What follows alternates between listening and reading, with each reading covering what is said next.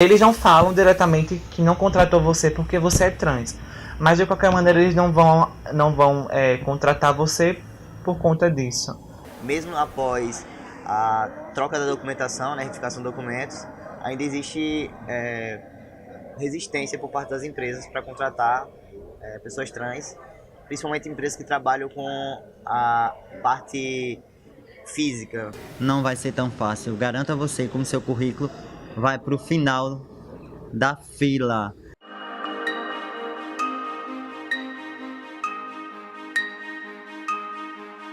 Meu primeiro emprego formal de carteira assinada foi numa empresa de telemarketing aqui em João Pessoa. Tem um projeto da prefeitura chamado Transcidadania que inclui pessoas trans no mercado de trabalho, mas infelizmente só tem a empresa de telemarketing que aceita. E aí o tempo que eu passei lá, eu passei mais de um ano na empresa. As pessoas lá tinham preparo para tratar com as pessoas transexuais e no geral eu tive uma experiência muito boa com a empresa em si e com as pessoas lá. Apesar de no início ter uma estranheza, né, dos funcionários, você explica e tudo mais, tem toda aquela preparação que infelizmente a sociedade não tem e reflete ainda dentro do mercado de trabalho. O meu primeiro emprego, foi um amigo meu que me indicou.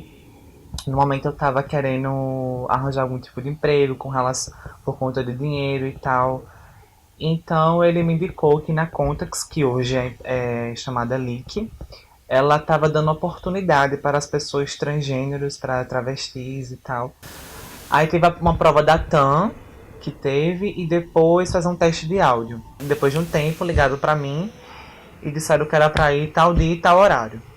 Aí quando eu cheguei lá, pronto, já estava contratada. Foi a melhor coisa que apareceu na minha vida, porque a gente sabe que, infelizmente, a oportunidade de trabalho para as pessoas trans é complicado hoje em dia. Esse é o meu segundo emprego, porque fazem 12 anos que eu estou nessa mesma empresa. Então, eu vim de outra empresa, mas a experiência é isso, você vai conquistando dia a dia. Não é fácil, você chega, as pessoas lhe olham meio que atravessado, e a partir do desenvolver do seu trabalho é que você vai ganhando credibilidade. Hoje em dia eu estou iniciando um negócio como autônoma, trabalhando com vendas e vendendo produtos de cosméticos, entre outros. Alguns artesanatos também. E com relação à procura de emprego, eu me formei professora de filosofia e até então não consegui emprego na área. Já tive algumas experiências em sala de aula, além do projeto que eu estava inserida durante o curso, que eu ia para a sala de aula, mas antes disso, como eu vim de uma escola que era de magistério, eu pude ter algumas experiências sim em sala de aula, mas não foi nada oficializado. No geral, eu tenho uma experiência boa e foi muito importante para mim incluir dentro do mercado de trabalho. Só que agora eu estou tentando outras formas de emprego e eu estou vendo a dificuldade que é, né? Porque já que não tem esse projeto de inclusão, as empresas não querem aceitar as pessoas trans dentro do mercado de trabalho. No telemarketing, no caso, eu só atendia e não tinha contato com o cliente, né? Quando tem um contato, já muda totalmente o perfil da coisa. Quando eu terminei o curso, procurei trabalho em prefeitura, estado. Não procurei particular por causa da desvalorização do trabalho que muita gente que eu conheço está sendo desvalorizada, independente de ser trans ou não. Mas enfim, até então não apareceu, mas também aquela questão, é ano eleitoral e tem várias nuances que são independentes de eu ser trans ou não ser.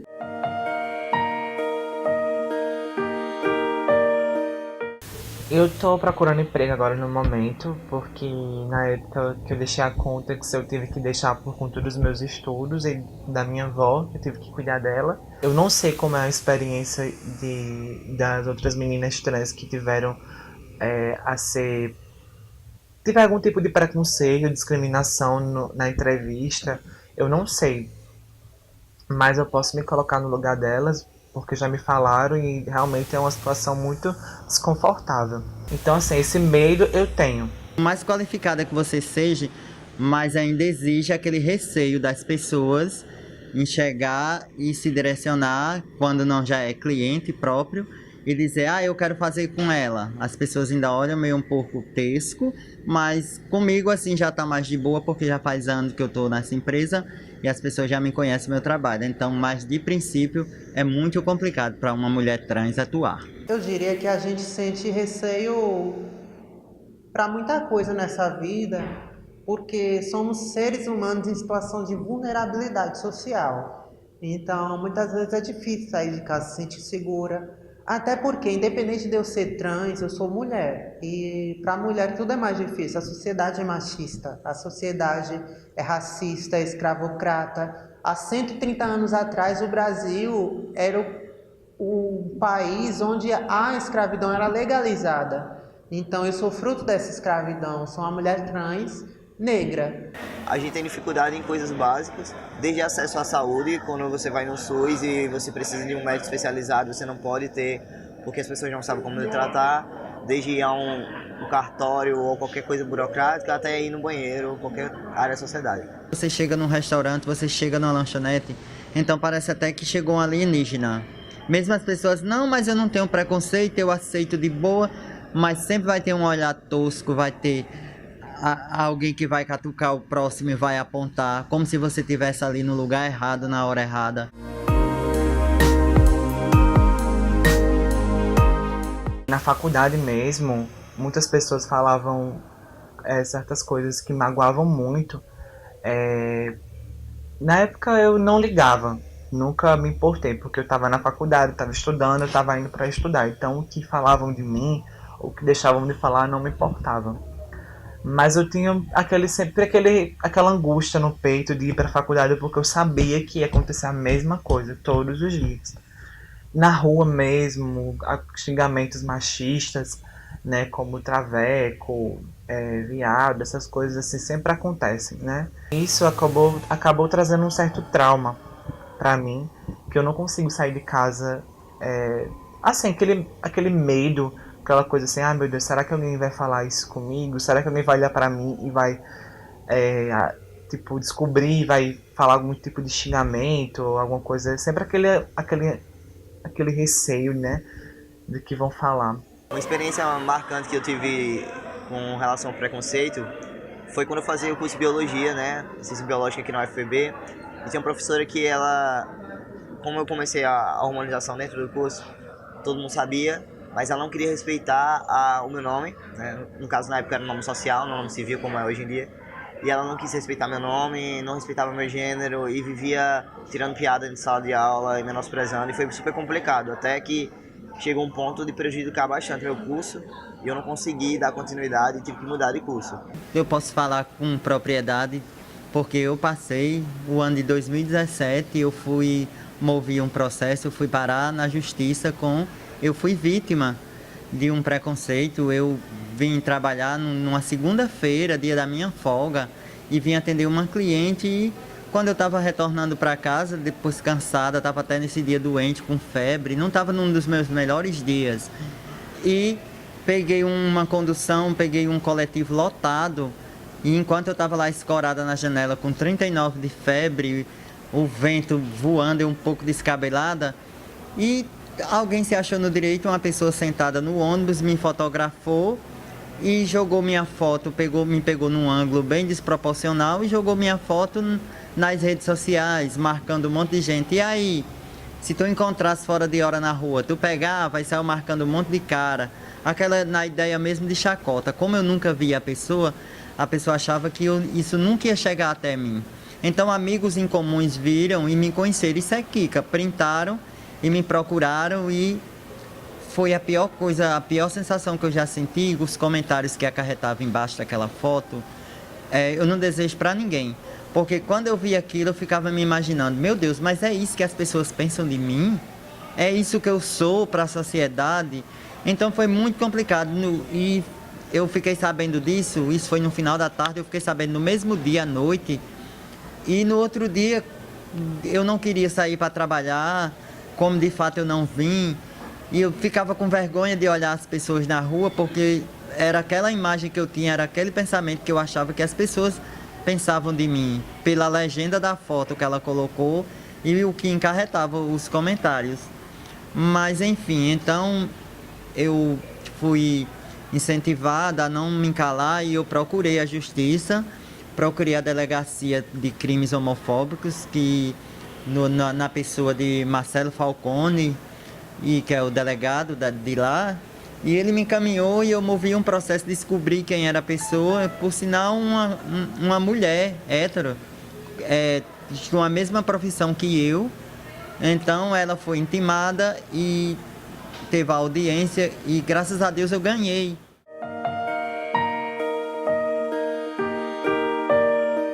Eu diria que a discriminação, ela é mais forte ainda quando às vezes a pessoa não percebe que eu sou uma pessoa trans e depois que sabe muda totalmente. É como se desconstruísse aquela imagem de mulher que está vendo em mim e passasse a ver uma coisa, uma aberração, um ser abjeto. É isso que a gente é para a sociedade. Quanto homem trans, eu tenho menores dificuldades, socialmente falando, do que uma mulher trans. Porque a gente tem uma coisa chamada passibilidade, que é as pessoas não reconhecem a transexualidade visualmente falando, né? É como se você se adequasse àquela caixinha cisgênera e as pessoas não sabem que eu sou trans. E quando sabem é que eu encontro dificuldades. E as mulheres trans, elas não têm essa passibilidade e aí normalmente as pessoas já sabem só de olhar para elas.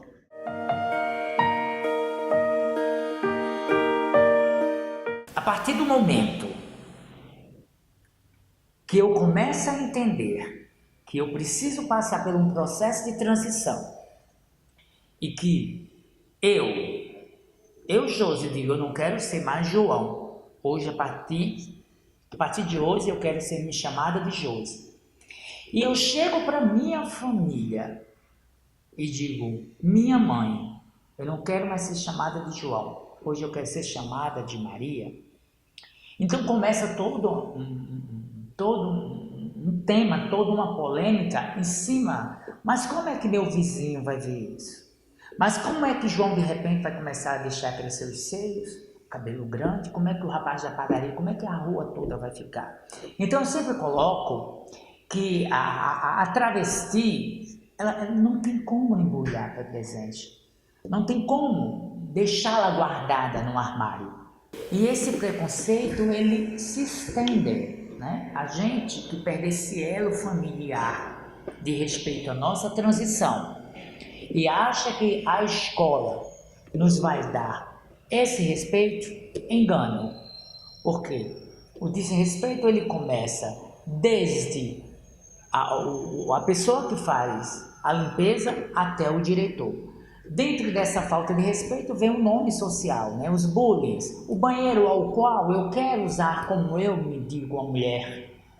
Então eu sou proibida. O banheiro masculino eu não posso ir, porque se eu for, eu sou violentada sexualmente e também até linchada. A pessoa travesti e a mulher transexual, ela só fica na escola dos 14 até os 17 anos.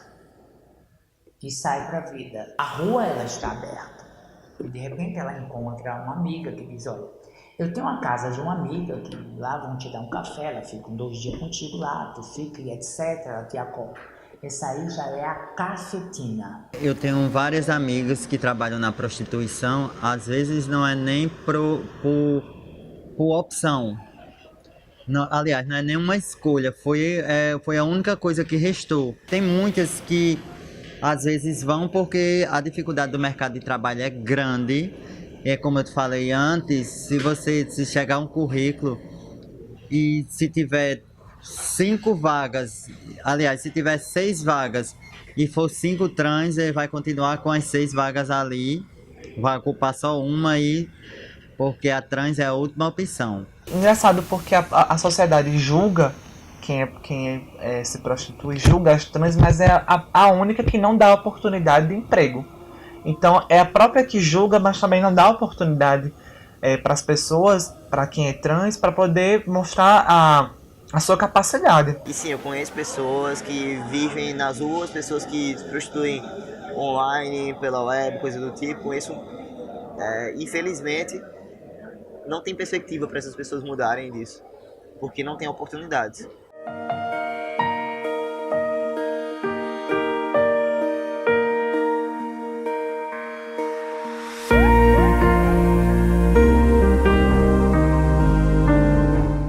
como é que foi o início?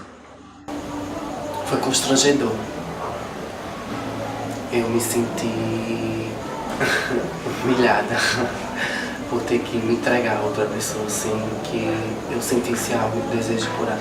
Quais as maiores dificuldades que você enfrenta assim no seu dia a dia, enquanto garota de programa? É mais sensação de impotência, sensação de tristeza, porque assim, tem coisas boas, sabe? O dinheiro é bom, mas só o dinheiro é bom. Atualmente só trabalho como garoto de programa, às vezes eu tento vender perfumes e outras coisas pra ter um extra, né? Assim vai. Você pretende sair da prostituição? Sim, com certeza. Quando? Quando você se formar? Sim, quando eu me formar. Ou quando eu tiver um bom emprego. O que é que você acha que poderia ser feito assim pelos governos, pelas prefeituras, para mudar essa realidade? Eu acho que é uma pergunta simples de responder. Dá emprego. Simples. É uma coisa simples assim, ó. Nossa, gente, não é um tabu dar um emprego a uma transexual, a uma travesti. É aparência. É medo. O que seria diferente?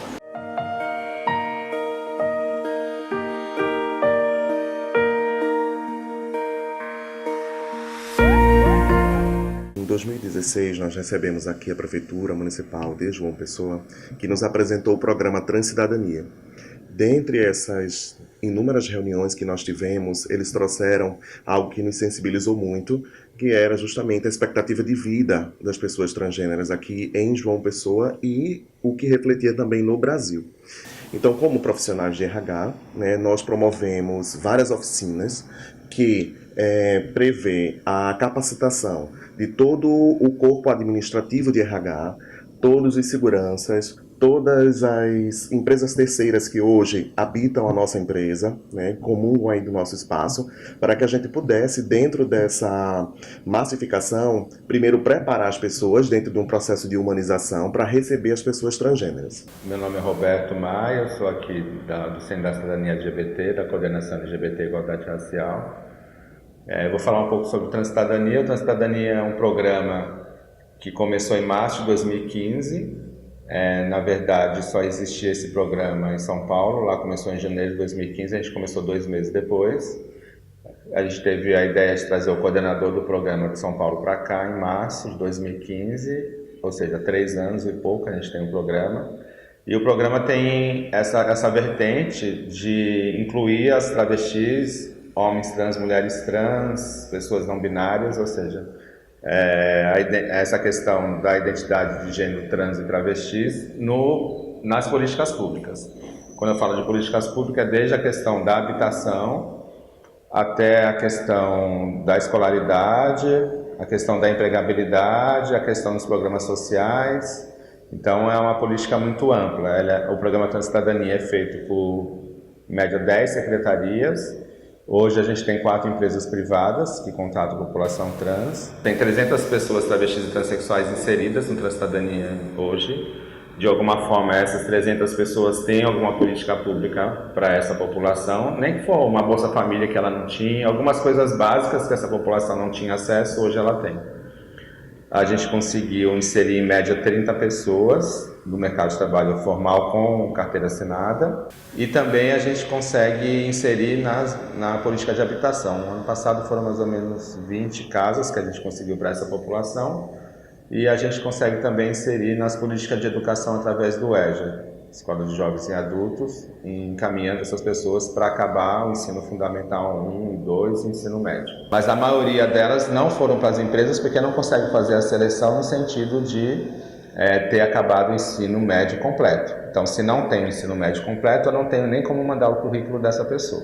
A transexualidade ele é um fenômeno que ocorre em vários lugares e em várias épocas. Hoje, o Conselho Federal de Psicologia ele afirma que a transexualidade ela não é uma psicopatologia.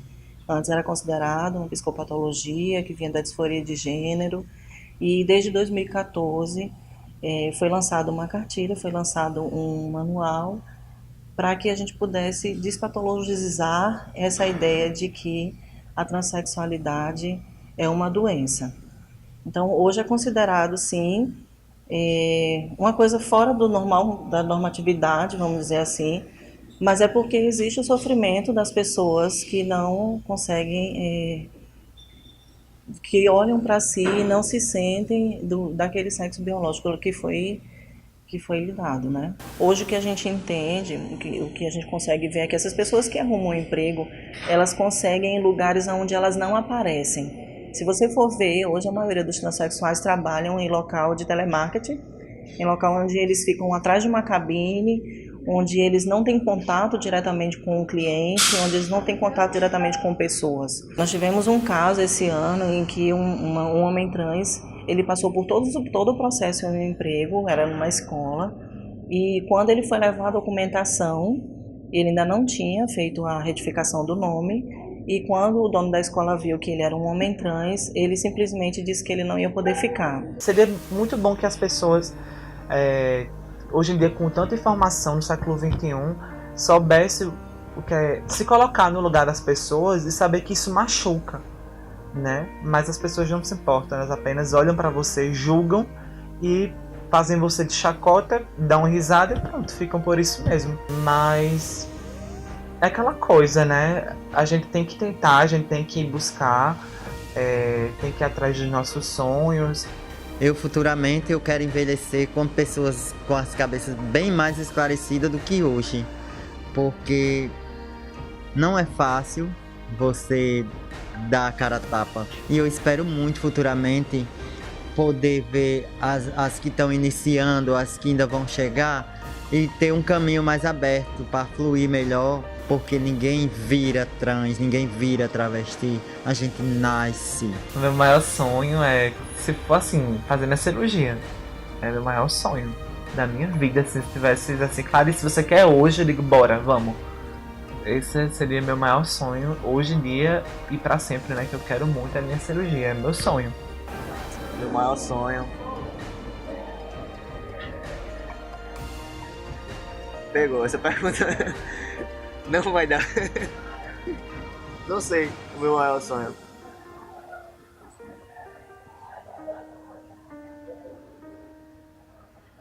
Acho que o meu maior sonho parece um pouco,